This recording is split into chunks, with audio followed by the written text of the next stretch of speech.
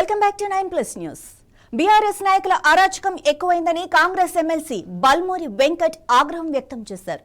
BRS హయాంలో జరిగిన అప్పులు, ఆర్థిక అవకతవకలపై చర్చకు పిలిస్తే హరీష్ రావు, కేటీఆర్ పెద్ద డ్రామా చేశారని ఆక్షేపించారు.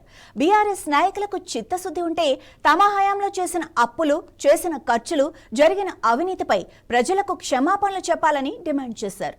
బీఆర్ఎస్ నాయకుల తీరును విమర్శించిన బల్మూరి వెంకట్తో మా bureau chief Raj Kumar face to face.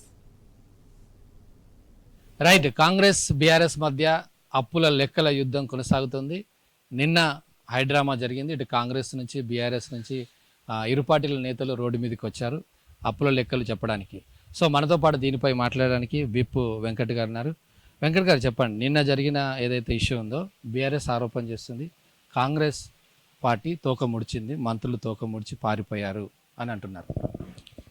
ఏదన్నా కూడా ఈ విషయాలపైన చర్చించనీకి ఆ రోజు ఈ 8 లక్షల కోట్లు అప్పు చేసింది ముఖ్యమంత్రి గారి హోదాలో కల్వకుంట్ల చంద్రశేఖరరావు గారు. ఈరోజు ఆయనే ప్రతిపక్ష నాయకునిగా ఉన్నాడు. నిజంగా వాస్తవాలు ప్రజలకి తెలియజేయాలన్న ఒక చిత్తశుద్ధి ఉద్దేశము బీఆర్ఎస్ పార్టీ నాయకులకు ఉంటే, లేదా కాంగ్రెస్ పార్టీ నాయకులు మాట్లాడేది తప్పని చెప్పి వారు భావిస్తే, ప్రతిపక్ష నాయకునిగా స్పీకర్ గారికి లేఖ రాసి అసెంబ్లీ సమావేశాలు నిర్వహించండి, దీనిపైన చర్చ పెడదామంటే చర్చ పెట్టడానికి, స్పీకర్ గారిని ఒప్పించడానికి మేము కూడా సిద్ధంగా ఉన్నాము.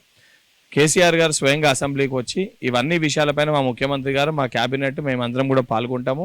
ప్రజలందరికీ తెలిసే విధంగా 3,60,000 కోట్ల, 70,000 కోట్ల, 6 లక్షల కోట్ల, 7 లక్షల కోట్ల, 8 లక్షల కోట్ల లెక్కలతో సహా మీడియా కూడా ఉంటుంది. అందరి సమక్షంలో మన వాస్తవాలు ఏందో తెలుసుకోవచ్చు.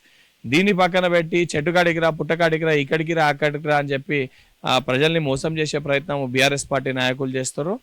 అండ్ కేసీఆర్ గారికి వారు చేసింది తప్పు అని చెప్పి వారు భావించే ఈరోజు కేసీఆర్ గారు ఫార్మ్ హౌస్కి పరిమితే ఈ విషయాలపైన వారు పాల్గొనట్లేదు. చర్చలో కూడా వారు ఏ రకంగా మాట్లాడటం లేదు. అంటే కేసీఆర్ ఫామ్ హౌస్లో ఉందని తెలుసు కాంగ్రెస్ పార్టీ వాళ్ళకు. కేసీఆర్ అవసరం లేదు, అంత స్థాయి కాంగ్రెస్ వాళ్ళకు లేదు, మేమిద్దరం సరిపోతామని కేటీఆర్, హరీష్ రావు గారు అంటున్నారు. నేను అదే చెప్తున్నా, కేసీఆర్ ఏం దేవుడు కాదు, కేసీఆర్కి ఏమి మనకి లేనిది కేసీఆర్కి ఉన్నది అదనపుగా ఏం లేదు. కేసీఆర్ గారు ముఖ్యమంత్రిగా పనిచేసిండ్రు. ఈనాడున్న రేవంత్ రెడ్డి గారు ముఖ్యమంత్రిగా ఉన్నారు. ముఖ్యమంత్రి గారు మాజీ ముఖ్యమంత్రి గారితో చర్చించడానికి సిద్ధంగా ఉన్నాను, నేను అన్ని వాస్తవాల గురించి మాట్లాడడానికి సిద్ధంగా ఉన్నానని పదే పదే చెప్పడం జరిగింది. వాళ్ళకి కేసీఆర్ గొప్పేమో, కానీ తెలంగాణ రాష్ట్రానికి ప్రతిపక్ష నాయకునిగా కల్వకుంట్ల చంద్రశేఖరరావు గారు ఉన్నారు. ప్రతిపక్ష నాయకుని హోదాలో అసెంబ్లీకి రావాల్సిన బాధ్యత కేసీఆర్ గారిపైన ఉంది. అండ్ నిజంగా కాంగ్రెస్ పార్టీ వాస్తవాలు చెప్పడం లేదు అని చెప్పి వారు భావిస్తే, కేసీఆర్ గారు వస్తే చర్చించడానికి సిద్ధంగా ఉన్నామని చెప్పి కూడా మేము ప్రకటించడం జరిగింది.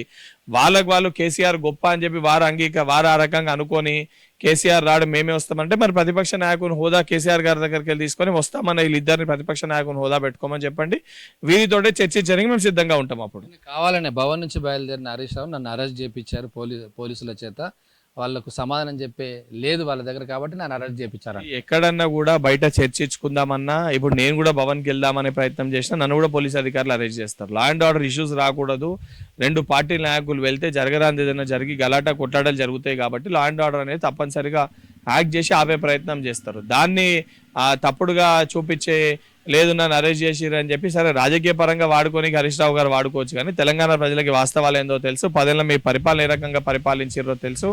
10 ఏళ్లలో మీరు ఏ రోజు కూడా అసెంబ్లీలో చర్చ పెడతామని చెప్పి మీరు మాట్లాడలేదు. కానీ మేము అన్ని విషయాలపైన అసెంబ్లీలో చర్చకి సిద్ధమని చెప్పి మేము చెప్తున్నప్పుడు కూడా మీరు రావట్లేదంటే మీరు ఏ రకంగా దొంగలో ప్రజలందరూ కూడా గమనిస్తారు. సో దీంతో పాటు గురుకుల విషయం కూడా తెర మీద తీసుకొచ్చారు. మంత్రులకే తెలియకుండా ముఖ్యమంత్రి ఇదంతా నడిపిస్తున్నాడు, మంత్రులు డమ్మీ అయిపోయారని నిన్న వాళ్ళు ఆరోపించారు. వాళ్ళు మాట్లాడే మాటలకి శాంటిటీయే లేదు. వాళ్ళు అన్నీ కూడా బట్టగాల్చి పైనేసే ప్రయత్నం బీఆర్ఎస్ పార్టీ నాయకులు చేస్తుర్రు. ఎవరు డ్యూటీస్ వాళ్ళు చేస్తుర్రు. వాళ్ళ లెక్క ఆనాడు కేసీఆర్ మొత్తం తానే వివరించి, తానే మంత్రుల అన్ని డ్యూటీస్ తీసుకొని మొనార్క్ లెక్క పరిపాలించిన విధానము ఈ రోజు లేదు. ఇది ప్రజాప్రభుత్వము, ప్రజా పరిపాలన. ఎవరు వ్యవహారాలు ఎవరు వాళ్ళే చూస్తారు, ఎవరు డ్యూటీస్ని వాళ్ళే నిర్వహిస్తారు. వీళ్ళేదో ఊహించుకొని మా మధ్యలో చిచ్చు పెట్టే ప్రయత్నము, మా మధ్యలో చిచ్చు పెడితే ఏదైనా రాజకీయ లబ్ధి పొందొచ్చు అని చెప్పి బీఆర్ఎస్ పార్టీ నాయకులు ఈ రకంగా ఆరోపణలు చేస్తారు. సో ఆర్ఎస్ ప్రవీణ్ కుమార్ ఎక్కువగా పోరాటం చేస్తున్నట్టు ఆయనకు సెక్యూరిటీ తీసేశారు అని ఆరోపణలు చేసి వాళ్ళ భార్యను, వాళ్ళ సతీమణిని కూడా నిన్న ఒక లూప్ లైన్కి పంపించారని నేను ఆరోపణలు చేశారు. ప్రొసీజర్ ప్రకారంగా ఎవరికైతే సెక్యూరిటీ అవసరమో గతంలో నక్సలైట్ ప్రభావిత ప్రాంతాలు ఉండే కాబట్టి చాలా మందికి సెక్యూరిటీ ఇచ్చారు. ఇప్పుడు మా పార్టీలో నారపల్లి మోహన్ గారికి కూడా సెక్యూరిటీ తొలగించారు. చాలా మందికి కూడా మా దాంట్లో ఈరోజు ఉన్న వాళ్ళకి మాజీ ఎమ్మెల్యేలకు కూడా వాళ్ళకు కూడా సెక్యూరిటీ తొలగించారు. దానికి రాజకీయ పరంగా వాళ్ళకి ఏదో థ్రెట్ వాళ్ళకి సెక్యూరిటీ తొలగించారు అని చెప్పి వాళ్ళు ఏదైతే మీడియా పరంగా అలా సెల్ఫ్ డబ్బా కొట్టుకోనికి మాట్లాడుకోనికి తప్ప వాస్తవాలు ఏదో సిస్టమ్ ప్రకారంగా ప్రొసీజర్ ప్రకారంగా అది జరుగుతుంది తప్ప కావాలని చెప్పి తొలగించాల్సిన అవసరం మాకు లేదు.